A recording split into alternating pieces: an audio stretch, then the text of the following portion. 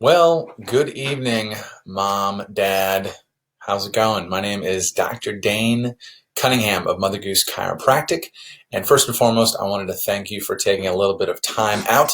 We're really excited that you could join us for our anxiety, self-esteem, and confidence webinar. So this evening, we're going to dive into a lot of different helpful information. So if you found your way onto this webinar, it's very likely that you have a child that might be struggling right now. That struggle might take different forms. It might look different, whether it is the kiddo that gets anxious, about the group project or the test the next day. So, when bedtime starts at 7:45, they're not in bed and asleep until 11. So maybe it's the kiddo that, getting dropped off for daycare. My tummy hurts, because that they're nervous and they're anxious. Or maybe your child, it's gone further than that. And you're heartbroken because you see the toll that it's starting to take on their self-esteem. So they have shut down and internalized, and that their self-talk, they're just being so hard on themselves, and you just wish that there was something you could do to hit that reset button so your child was happy and not irritable and would want to share things about their day. So, we hear it all from, children from 2 to 8 years old that with different issues, and then we also see we've seen more generalized anxiety disorder and that type of stuff in teenagers as well, and as in young adults. So we want to cover the full spectrum tonight and dive into really what's important, but a little bit more about Mother Goose Chiropractic. So again, my name is Dr. Dane Cunningham. Mother Goose Chiropractic we specialize in pediatrics and pregnancy. I practice with my wife, Dr. Carrie, and if you've been following us on social media or you're one of our amazing MGC tribe members, you know that our office mascot is my little guy, our son Ananias. So that's Mother Goose Chiropractic. Again, we specialize in pediatrics and pregnancy.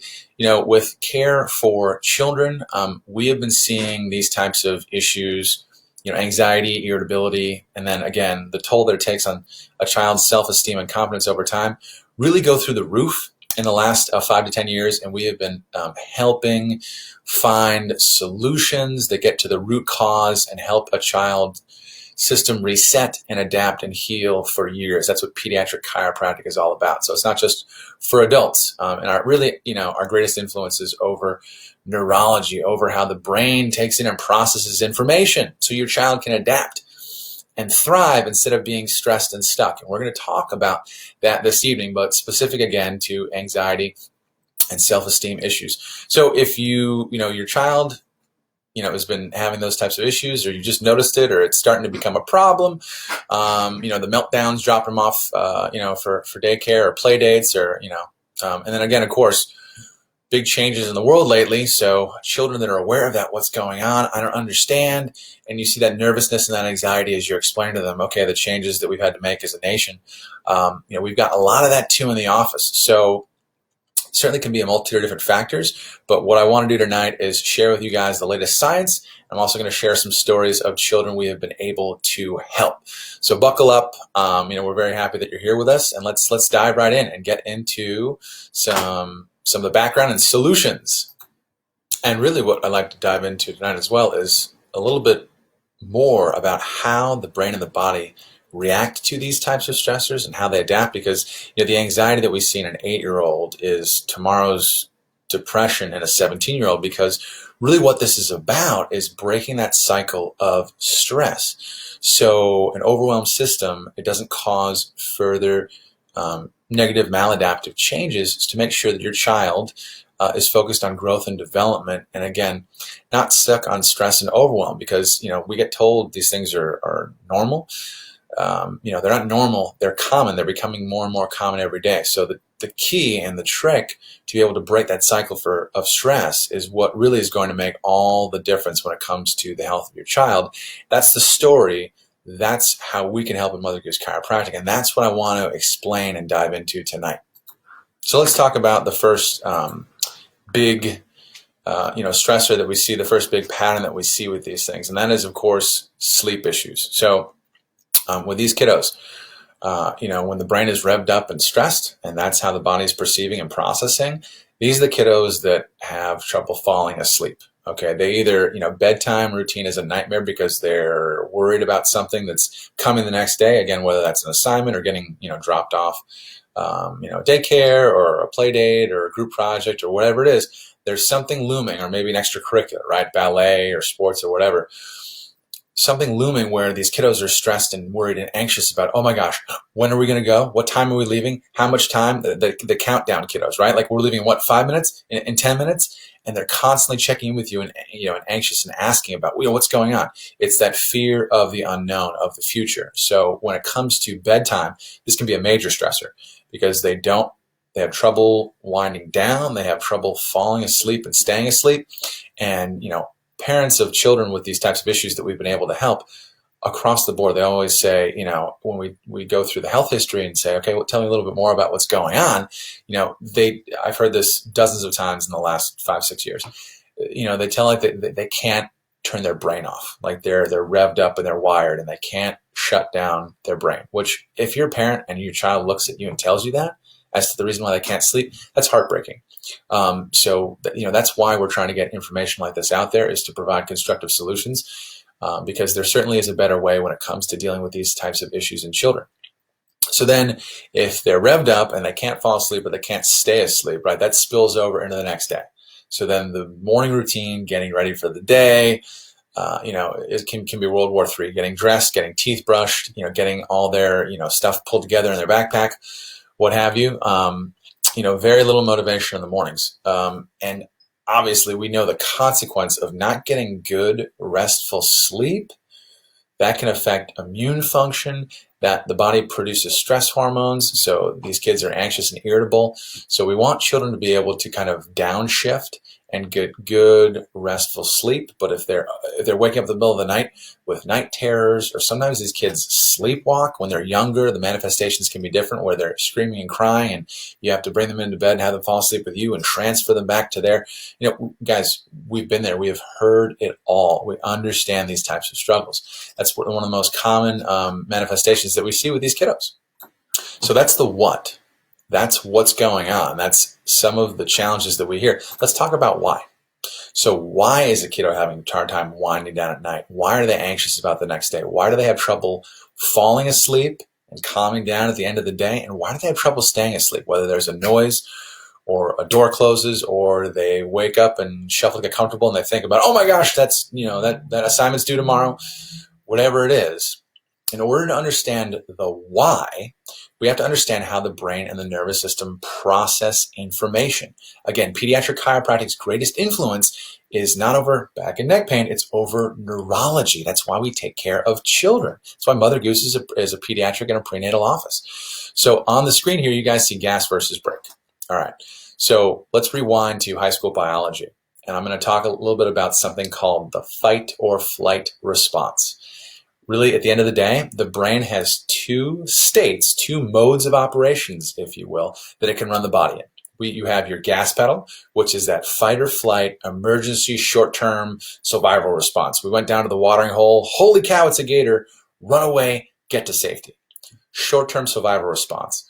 The other half is what we call the brake pedal. That's also referred to as the rest and repair half of the nervous system. Now, that's where digestion, immune function, growth and development, you should be spending the majority of your time. The brain should be spending the majority of its time in that nice, comfortable growth and repair mode. That's critical for children because as their brains are firing and wiring and they're growing and developing, we don't want any stress. We don't want any gas pedal, irritation in that system, because that affects how the brain functions over time.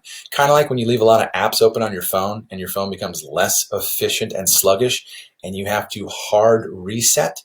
Well, balancing out that neurology from gas pedal to brake pedal, that's what we do in chiropractic. That is pediatric chiropractic in a nutshell. So when these kiddos, when the stresses and strains of life, whether it's things that stress them out in their routine, social relationships, academic stuff, extracurriculars, whatever all those things are from their week and from their day, when the brain is trying to think about those and they're trying to, downshift at the end of the day, the reason they can't sleep is because all of those stimuli, the brain is saying, oh my gosh, I don't know what's coming next. Can we handle it? Can we juggle all this?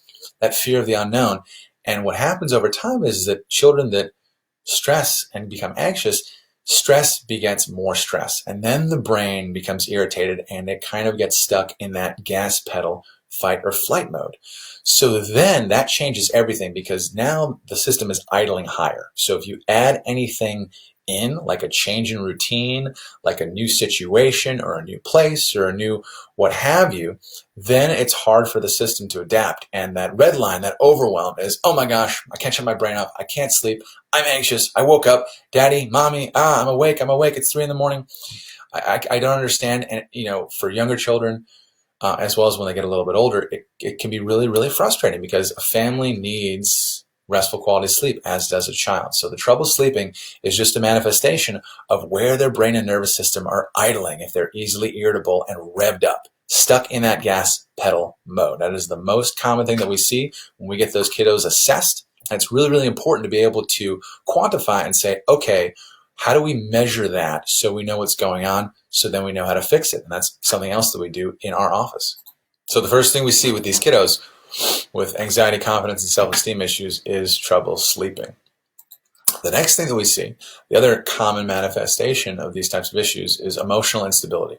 So when the brain and the nervous system is irritated and revved up in that gas pedal mode, then that changes how the body processes information. And when you're receiving information that you don't understand, when the child is stressed, then you get that emotional roller coaster, right? So you have children that are emotionally unstable, or they're easily irritable, or when they're in a situation or they're faced with a new challenge, instead of taking their time thinking it through and adapting, they completely overwhelm. They break down crying, they get frustrated, red in the face, stamping the feet on the ground. No, I don't want to. These are the kids that are really stuck. And this is where the seeds of self-esteem issues come in, because if you are faced with new changing circumstances, and instead of solving the problem and overcoming and adapting as you're growing and developing, put yourself in the mind of an 8-year-old. You just get frustrated again and again. No, I can't do it. Over time, that stacks up and you think, oh, there's something wrong with me. Why am I always in these frustrating situations? Why am I always being disciplined? And that's what's at stake tonight, guys. That is my concern for these children when they first come to see us, as it is your concern as a parent, is that the trouble that they're having, the struggles that they're having, are going to overwhelm them and really change who they are, prevent them from being the happy, fun, carefree child that you want them to be, and instead taking a toll on their self-esteem and their confidence. And that, again, as a parent, that is should be the furthest thing from your mind. These should be the best years of your life, and you should be enjoying watching your child try new things, overcome new challenges, giggle and laugh and shake it off along the way, right? So kiddos that, the temper tantrums that, fly off the handle, they get easily frustrated and then they shut down and those temper tantrums, that can cause a nightmare for you in the supermarket trying to get ready in the morning. But really, the important reason that this is neurologically a really big deal is that a child whose brain, again, is revved up in that gas pedal mode, who spends a lot of time here with trouble and difficulty processing their emotions, that stress response will create a divide in where their body is developing physically and where they're neuro-emotionally, where the mind is developing. So sometimes we also get teenagers, 15, 16, 17, that have developed physically, that excel in sports, but then mom and dad say, oh, by the way, they kind of have some socialization issues. It's because the brain never brought online those growth and development things, like developing emotional intelligence, developing the ability to read social cues. So these kiddos, if nothing is done to address this problem, can become stunted emotionally, and that stress really just causes the system to shut down. So we get kiddos that are teens and young adults that are emotionally stunted, and their emotional age does not match their physical age. And that can really cause a problem for their health, for their social relationships, for their ability to function in society, their quality of life. So that's really what's at stake with these kiddos that have the emotional upsets. And that's why we want to make sure we address these types of issues early and often. So again, instability of emotions and that type of struggle is a very, very common second thing that we see. The third manifestation that we see, let me roll on right down the line here, is, jump ahead of myself, is, kiddos that are really inflexible would probably be the best way to put it. So these are the type A personalities, right? The really organized, and maybe you think, you've heard the term floated, like, just my child, are they OCD? Are they, what's going on? These are the type A high performance kiddos that tend to put a lot of pressure on themselves. They spend the extra 10 hours on the project to make sure the glue and the glitter and the text on the poster is perfect, that kind of stuff. This is the child when they get a little bit older, that when they get an A minus, well, why wasn't it an A? Why wasn't it an A? What did I do wrong? Why was it a 94 when it could have been 100? And then it becomes this sort of spiral where they're always judging themselves. They're putting a lot of undue pressure on themselves in academics, in sports. And really the danger here, guys, is that, when you're away at work and they're at school or with their friends or a play date or a group, you don't know what their internal dialogue is like. I mean, if they're that tough on themselves with a project or a sports game, what is their self-talk like? What is the dialogue in their head the other 23 hours of the day? Is there negative reinforcement? If they're putting these undue pressures on themselves, again, negative self-talk over time, that, again, an anxious child, that's, tomorrow's teen with depression. It's really the sequelae that we see. And again, these things, the manifestations change when you keep the system stressed. It's just, again, that manifestation will change over time. The symptoms will change over time.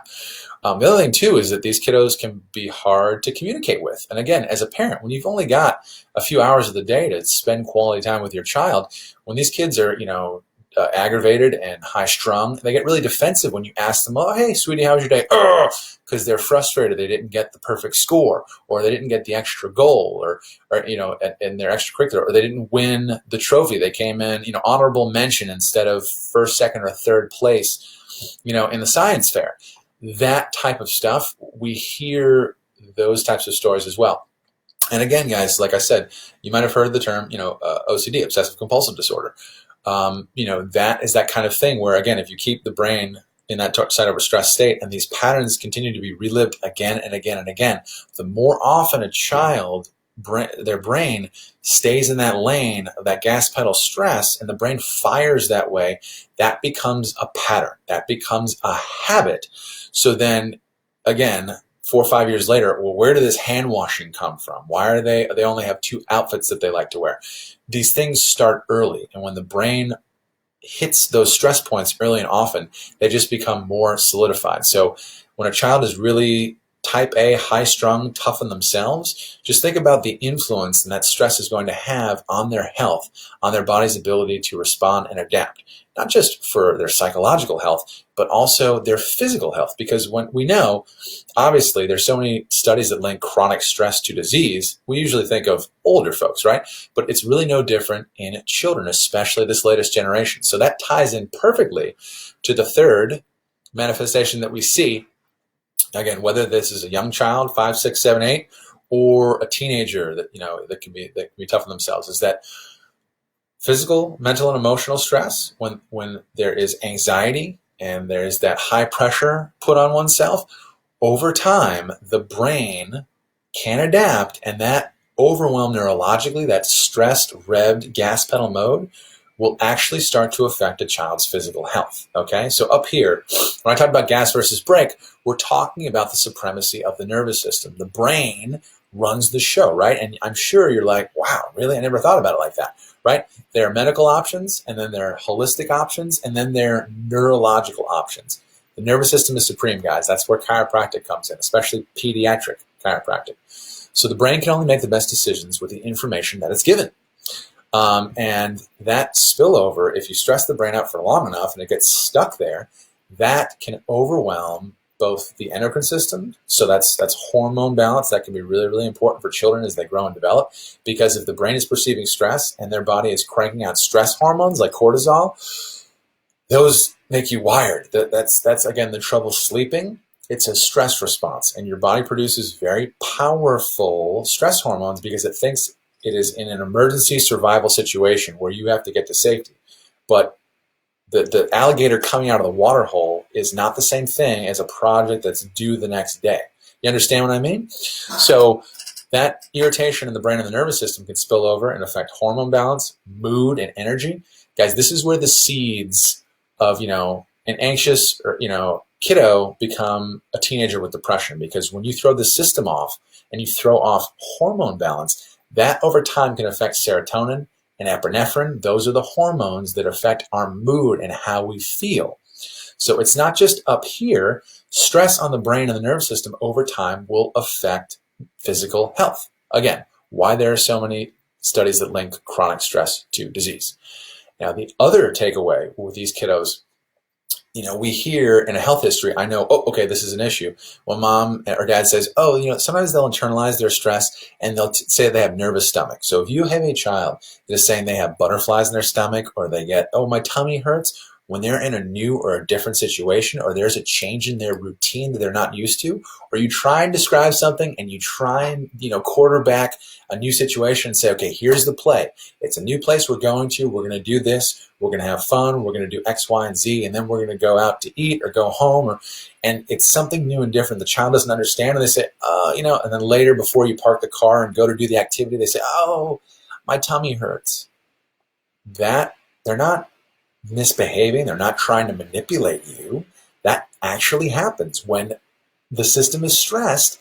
That affects immune health, but also gut health. So the nervous system, the brake pedal half of the nervous system that rests in repair, growth, and development half, is run by, it's called the vagus nerve. The vagus nerve is how the brain turns on that brake pedal half of the nervous system. That determines hormone balance. That determines digestive and immune health. So you always hear about the gut-brain connection. And again, last month, so our theme this month is stress, anxiety, and burnout. Last month, our theme was the immune system through and through. Go back through our Facebook, guys. We have a lot of great webinars we did on how stress affects the immune system and how chiropractic can help strengthen and bolster that resiliency in the immune response. But when you stress the system, that vagus nerve is irritated, the gut can become inflamed, and that can cause immune challenges over time. So stressed, anxious kiddos often comes with lots of colds, flus, ear infections, and as the time they're a little bit older, allergies, congestion, or they call out sick from school because they're stressed or their stomach hurts. Very, very common thing that we see. And again, this whole cascade, this whole story can be rewritten. This system can be reset, and so that the brain can get a chance to catch its breath and say, oh, there's no stressor. We've studied for the test. We're good to go. The test is tomorrow. No big deal. Let me get some sleep. There is a way to change this so that your child is happier and more adaptable. And, oh, you know what? We're going to a new place to play with new people. Gosh, you know what? That sounds like fun, as opposed to fear of the unknown. My tummy hurts. I don't understand what's going on. No, I don't want to. Tantrum, meltdown, those types of things. So it's very, very important to understand how the brain and the immune system, or I should say nervous system, play into all these types of health challenges. And again, not to belabor the point, but again, this is a picture of the spine. It's much easier and more realistic to think about the nervous system and the spine, that relationships between the brain and the nervous system. The spine is just a giant circuit breaker. So this is a poster that we have in our family adjusting room, so that when there's an issue, we can always refer back to it and say, hey, you know what? It's interesting that we found areas of irritation in the nervous system in these different areas in your child's spine. Well, guess what? If you look at this breaker, this fuse box, where do those nerves go? Where do they wire? Okay, that's interesting. We found a high degree of irritation here. Hey, look, that's the vagus nerve that goes down to the stomach. So not only is the brain irritated and they're anxious, but that nervous stomach, those tummy aches, indigestion, even in a child, that's heartburn. We get children with GERD and reflux, and they get told to take their baby Prilosec.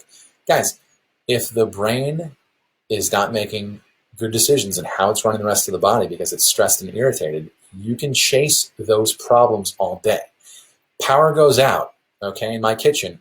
I'm not going to fiddle with the toaster. I'm going to go in the garage, open up the breaker, and flip the switch back so that all the power to the kitchen works, right? That's really emblematic of what we do in chiropractic, especially pediatrics, and that's why we look to the spine. It's just a big fuse box. It's a big circuit breaker. And if there's certain areas that are irritated, again, that spill over into digestive, immune, endocrine health. So these kids have issues with their mood and how they feel, and also that GI connection with the nervous stomach.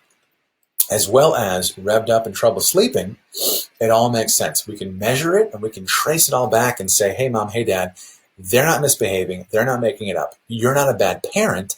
This is neurologically, physically, what's going on with how their brain and nervous system is running the body. It's just a big fuse box and a big circuit breaker. So that makes sense. So if that makes sense, what I'd like to do is then dive into really the what's at stake and what the door, let me move this up here so you guys can see, really the doorstep of what we're talking about and what's at stake with these kiddos, and that is lack of self-esteem and confidence. And that's the kind of the fifth ingredient in these types of challenges that we see. Socially is obviously number one. Everyone wants their child to, be able to make friends and be able to, maintain relationships and learn how to read social cues and all that. But with these kiddos, because they're hard on themselves or they're anxious about social situations, sometimes they disengage and they don't, they don't learn to read, body language or, their emotional intelligence. And so they struggle socially. And that, again, can be really concerning to moms and dads. And then when they don't have friends, or the interaction to meet the new group of kiddos on the bus or whatever, it doesn't go well, and they internalize. And then it becomes this, again, self-fulfilling prophecy of, oh, well, I'm not, no one likes me, or I feel awkward in the situation, or people laugh at me, or maybe I'm being bullied.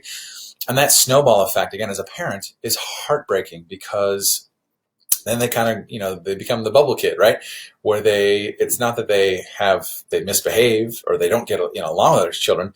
They just don't do anything with other children. And, these are the ones that want to be on their tablet, to and from school, that they just like to play on their own. They could play on their own on the playground or in the play corner of the classroom for hours, and they just don't want to engage with other kiddos. That can be really disappointing. To the child over time, and then they become hard on themselves. So when you ask them, like, "Hey, sweetie, did you want to, go bowling with this group of people, or did you want to maybe do a play date with your classmates that their parents said, you guys seem to all do stuff during the day, or you sit together at lunch?" And it's like, no, I don't want to do that. I don't want to do that, because they're doubting themselves, and that, again, that self-doubt can really affect, self-esteem over time. When a child isn't confident in themselves, and they get to the point where they're so overwhelmed they don't even want to try because they think it's going to go poorly, that's awful. We want to help children avoid that. We want to make sure that they are free to express their potential, to become who they really are. That's the goal, because honestly, guys, generalized anxiety in 3 and 4-year-olds, when moms come to me and they have a prior diagnosis from another provider and they're like, "Oh my gosh, help. What is going on? I heard this chiropractic pediatrics can help with X, Y, and Z." Again, we're not treating anxiety, or things of that nature. But if the brain is revved up and stressed, and we can help calm and re-stimulate and reactivate that system, we can improve a child's quality of life drastically. And some of these problems don't seem so big anymore. And we hear things like children, "Oh, you know what? They wanted to go to a new place, or they were okay with us trying this new restaurant, or whatever it is, or they're doing better, in group project settings at school, or what? Oh my gosh, they made a new friend. They're sleeping through the night." So that's where we want to help get you and your child, because what's at stake? Again, negative self-talk, poor self-esteem, lack of confidence as a child will spill over into the teenage years and young adulthood. And it's really, really important that we break that cycle of stress so that a child can grow and develop and be the best they can be, to be a kid again. When I was a kid, we went to the river to fish and catch frogs and ride our bikes. Literally, we didn't have the internet, we didn't have tablets. I did Boy Scouts and some different sports here and there, but we weren't overscheduled. And what's gotten crazy is the overscheduledness and the toxicity of our world, and that constant stimulation from technology and screen to play date to extracurricular. It can be really overwhelming for a child. And we want to be able to create a space where it's fun and safe and children can be kids again. and experience that, enjoy their childhood. And I can't imagine a greater goal for a parent. And we've had parents verbalize that. I just want them to be able to be a kid, right? Mom, dad, been there. I get it. We can help. It's a wonderful goal to have for your child. So that being said, we want to give you some tips and tools, some strategies to be able, I'm going to move my window down here so you guys can read the slide, tips and tools to be able to help have an influence. And we're all about giving you knowledge. That's, the goal. I want to get you guys the information. But if you don't take action on that knowledge, there's no way that we're going to be able to make a difference for you and your child. So how you can change things in your routines at home and your family playbook, so to speak, they're in four big categories. First and foremost, balance the stress system, right? So we talked about this, how neurologically for the brain, these little things that add up over time that are repeated again and again and again, that static, that irritation, that gas pedal mode, again, gets hardwired and ingrained, and your kiddo gets locked into stress. Chiropractic care. That is where pediatric chiropractic comes in. That's why it's so important for children, is that when the stresses and strains of life stack up and accumulate and overwhelm the brain, right? When you have too many apps open on your phone, hard reset. We can help where chiropractic can influence the brain, the nervous system, the vagus nerve. We can help reset and bolster that brake pedal, rest and repair half of the nervous system. Chiropractic can help balance out, get your child out of stress, out of fight or flight, and develop and condition the rest and repair half of the brain where all the good stuff is. Relaxation, quality of sleep, better mood, less anxious. Those are all natural outcomes of a brain and nervous system in a child that is calm and connected so that they can adapt to life, to changes in their environment, to a new social situation or a new assignment at school or a new routine with you and your family. We want them to be able to adapt and enjoy life, to be a kid again and be happy. That's at our office. It is all hugs and high fives and smiles.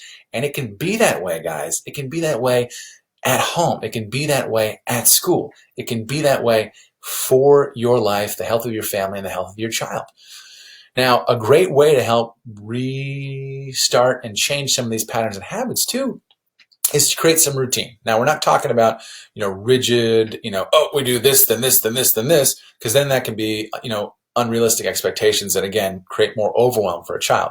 But when I talked a little earlier about quarterbacking situations, for example, our son Ananias is just 14 months, but whenever I hang out with my nephews, who are now 5 and 10, with Dom and Max, when I hang with them and, I say, hey, you know what, we're going to go get some stuff for dinner. Hey, do you guys want to go? Oh my gosh, Uncle Dane. Yeah, we can't wait. What I always do is before we go into the grocery store, I put the car in park and I say, hey guys, here's what we're going to do. You're going to stay close to me. And I list off 4 or 5, things that we need to get at the grocery store. We're going to go to these different areas of the store. We're going to get those things. Then we're going to have to wait in line and check out. Then we're going to go back to the car and go home. I explain to them the routine or the situation. So that way they know what the expectations are. That way they know what to expect. There are no surprises. And they've had an overview of the situation before we actually go into it. And then afterwards, we kind of break down the play, right? Okay, how'd that go? Hey guys, we went in. You guys did a really good job staying close to me. We got the hamburgers. We got the whatever we need. The stuff for salad. We got whatever we needed, and then you guys did a really good job in line. You guys didn't whine or complain that you couldn't have candy. You didn't fidget. You didn't throw stuff around. You were nice and patient in line, and then boom, here we are back in the car. We're gonna go home. We're gonna get dinner ready for your mom and dad. Awesome. So clear expectations and positive reinforcement, creating routines. Guys, the days of negative, reinforcement, get out the belt, that just more discipline, those days are over. And it is not a constructive way to communicate and raise a child because, again, that leads to negative self-talk, poor self-esteem. What did I do wrong? Why can't I make mommy and daddy happy? But if you communicate and you dialogue and you explain what a situation is going to be and what to expect, and you create that routine with some consistency, and then they have very clear understanding of what's expected of them, then when they hit that mark and they hit that goal, you can be like, yes, Buddy, I'm so proud of you. That's great. So communicating, breaking situations down, and creating routine really will help create stability for your child. It's one of the best things you can do. Now, number 3, less chaos. All right, so for some of you type A moms and dads that might be a little bit overscheduled or overworked yourselves, I'm going to poke the bear a little bit here, okay? If your child sees that your life is chaotic and disorganized and you are stressed and anxious, that's going to be their model. That's going to be what they see, and that's going to be how they react, and that's going to be how they emulate when they come up against new challenges and changes in their life. So mom and dad, we take care of adults too, okay? Well, and I totally understand, especially with new moms and dads, the first couple of years of life, getting used to that, getting used to, the baby and then the toddler and the child. And, then you throw in VPK and daycare and play dates and routines on top of work. And we get parents that just, again, stress and overwhelm. It kind of comes with the territory. So taking an inventory in your life, in your priorities, in your routine, and maybe I like to call this one success through the art of subtraction. Maybe you could say, hey, you know what? This month, here are 3 things that I'm going to subtract that aren't really adding to my life, that are just more stress and noise in the background on the to-do list. I'm going to ditch those things so that I can spend more time focusing on my family, being more efficient at work, happier with my partner, my spouse. So, take mom and dad, take an inventory of your life. What kind of behavior are we modeling to our children? That can be tough, but you take a clean, honest look at your life, and it's a lot easier to look yourselves in the mirror. So that's something from time to time. Dr. Carey and I had to powwow and say, okay, we're getting rid of these things, and we're going to add some of these good positive things so that, again, the people that we love and care about see us modeling what we hope that they can be. And that's really important in the parent-child relationship, obviously. 4th, movement. Movement is critical. Movement calms and connects the brain. So this is twofold. Obviously, guys, children need to be able to run around. I know that's difficult right now with stay home and all that, but walking around the neighborhood, getting out and walking the dog, running around the backyard. We literally, as Ananias, his growth and development has exploded in the last 6 months. Running, he's not crawling, he's running around. He likes to climb, he likes to roll around and laugh. What we've spent the last month doing is laying new grass in the backyard, putting up a fence so we can run around, and we have a playground that we are just waiting to assemble in the next couple of weeks, just in anticipation of this. Because again, at the end of the day, sitting at a desk, not moving, do you feel amazing? Do you feel great? Or do you feel kind of a little stressed and irritable, right? But yet, if you went for a walk or you took an extra lap around the parking lot, oh, you know what? Suddenly you feel a little calmer, a little bit more connected, right? Movement is critical. It is critical for the brain. It is critical for proper growth and development in a child. So, silver linings, right? Look for opportunities to get out and allow your child to get that energy out and to move and rock and roll and move around. I know, again, right now in the current environment, that's easier said than done, but there are certainly opportunities out there, and we're excited as the phase and things are starting to reopen, which is great. So movement is also where chiropractic comes in. So if there are areas in the spine and the nervous system that are stuck, irritated, not moving properly, that's why we look to the spine. We talked about how that's a big circuit breaker, a big fuse box. If there are areas that are not moving properly, that actually sends static into the brain. It's called nociceptive or negative input. The opposite of that, proper movement and motion, is called proprioception. It's a positive thing. It's good information that the brain receives so the brain can calibrate and make decisions about how it's going to run the body. So when we get a child gently and specifically and safely adjusted, it is that hard reset for the brain and the phone, right? Like just like you reset your phone when it's glitchy and slow and sluggish. It's a burst of positive input that allows the brain to say, "Oh, there's no threat, there's no stress. I think we can shift out of that gas pedal fight or flight because you know what? Everything's good. We're not irritable, we're not anxious."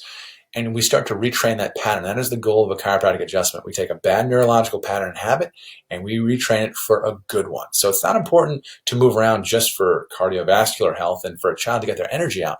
Proper movement, especially in the spine, helps develop and condition the brain. It's like wind to a windmill, and that's why chiropractic is so important for the growth and development of a child.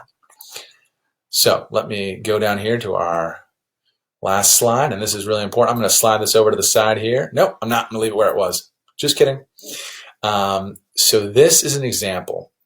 We've danced around the topic of neurology and the spine and the brain and nervous system and how what we do can help calm and connect a child's brain and nervous system. So these are two types of scans we do in our office. First and foremost, the scans that we use, we measure two things: temperature and electrical activity. Okay? Temperature and electrical activity, no different than an electrician or an HVAC guy when they visit your house, right?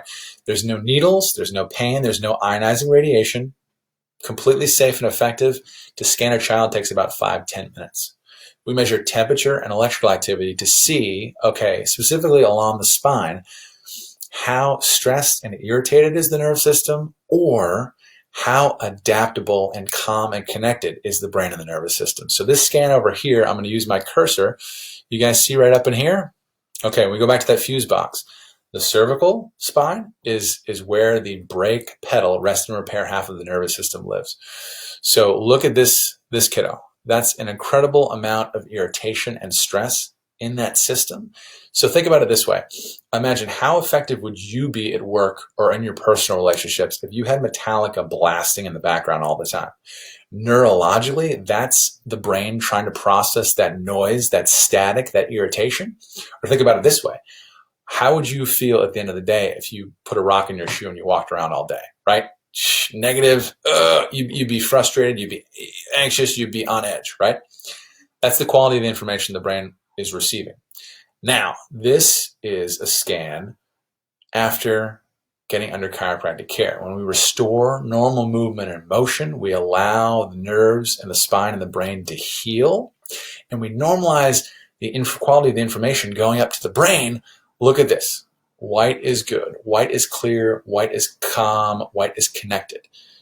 And people that are with us, not just beyond active care, let's say a child comes to us with anxiety and we take them through an active plan or a restoration plan. People stay with us on wellness or maintenance or whatever you want to call it. And the families that we take care of that are on wellness care, better mood, better sleep, get sick less. That's what we see all the time.